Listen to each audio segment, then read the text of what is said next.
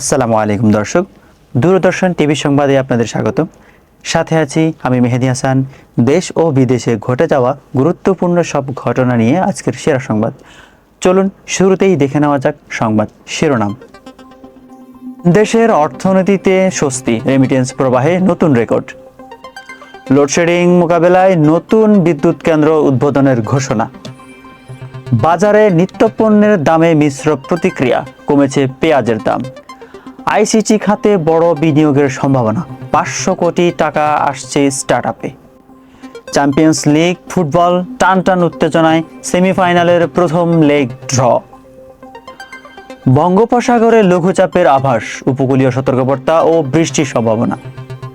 বাংলাদেশে নতুন কারিকুলামে শিক্ষার্থীদের মূল্যায়ন প্রক্রিয়া শুরু। দর্শক, এতক্ষণ শুনছিলেন সংবাদ শিরোনাম, এবারে বিস্তারিত। দেশের অর্থনীতিতে স্বস্তি, রেমিটেন্স প্রবাহে নতুন রেকর্ড। চলতি মাসের প্রথম 10 দিনেই দেশের রেকর্ড পরিমাণ প্রবাসী আয় বা রেমিটেন্স এসেছে।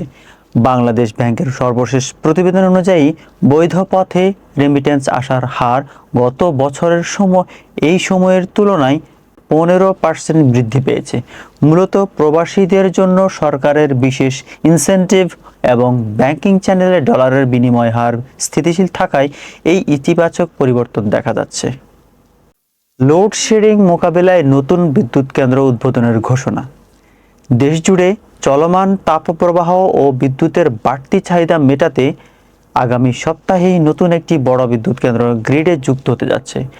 জ্বালানি মন্ত্রণালয় জানিয়েছে, এই কেন্দ্রটি চালু হলে দেশের উত্তরাঞ্চলে লোডশেডিংয়ের সমস্যা অনেকটাই কমে আসবে।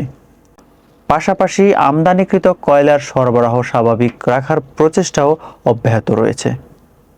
বাজারে নিত্যপণ্যের দামে মিশ্র প্রতিক্রিয়া। রাজধানীর বিভিন্ন কাঁচা বাজার ঘুরে দেখা গেছে, সরবরাহ বাড়ায় পেঁয়াজ ও রসুনের দাম কেজিতে 10 থেকে 15 টাকা কমেছে। তবে ভোজ্য তেলে ও চিনির দাম এখনও স্থিতিশীল রয়েছে। সাধারণ ক্রেতারা বলেছেন, সবজির বাজার গত সপ্তাহের তুলনায় কিছুটা সহনীয় হলেও মাছ মাংসের চড়া দাম নিম্ন ও মধ্যবিত্তের নাগালের বাইরে চলে যাচ্ছে। আইসিটি খাতে বড় বিনিয়োগের সম্ভাবনা। সরকারি এক সেমিনারে জানানো হয়েছে, দেশের স্টার্টআপ ইকোসিস্টেম বিদেশি বড় দুটি প্রতিষ্ঠান প্রায় 500 কোটি টাকা বিনিয়োগের আগ্রহ প্রকাশ করেছে। এটি দেশের কৃত্রিম বুদ্ধিমত্তা, এআই এবং স্মার্ট গভর্নেন্স প্রকল্পের উন্নয়নে বড় ভূমিকা রাখবে বলে আশা করছেন সংশ্লিষ্ট বিশেষজ্ঞরা। চ্যাম্পিয়ন্স লিগ ফুটবল টানটান উত্তেজনায় সেমিফাইনাল। আন্তর্জাতিক ক্রীড়াঙ্গনে এখন মূল আকর্ষণ চ্যাম্পিয়ন্স লিগের সেমিফাইনাল। গত রাতের ম্যাচে হাড্ডাহাড্ডি লড়াইয়ের পর ড্র নিয়ে মাঠ ছেড়েছে ইউরোপের শীর্ষ 2 জায়ান্ট। আগামী সপ্তাহে ফিরতি লেগ নিয়ে দর্শকদের মধ্যে এখন উন্মাদনা তুঙ্গে।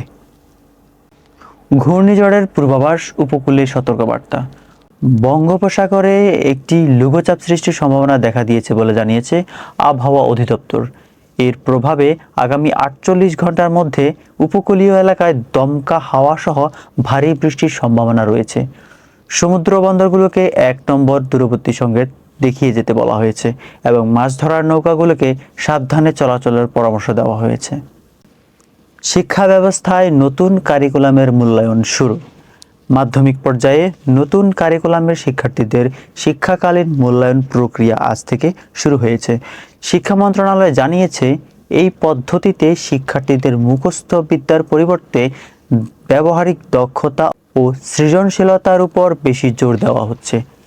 সারা দেশের শিক্ষকরা অ্যাপের মাধ্যমে শিক্ষার্থীদের পারফরমেন্স ইনপুট দিচ্ছেন। দর্শক, এই ছিল আজকের মতো সংবাদ। এতক্ষণ সাথে থাকার জন্য অসংখ্য ধন্যবাদ। আপনাদের সাথে ছিলাম আমি মেহেদি হাসান। পরবর্তী সংবাদ দেখার আমন্ত্রণ জানিয়ে এখানেই শেষ করছি।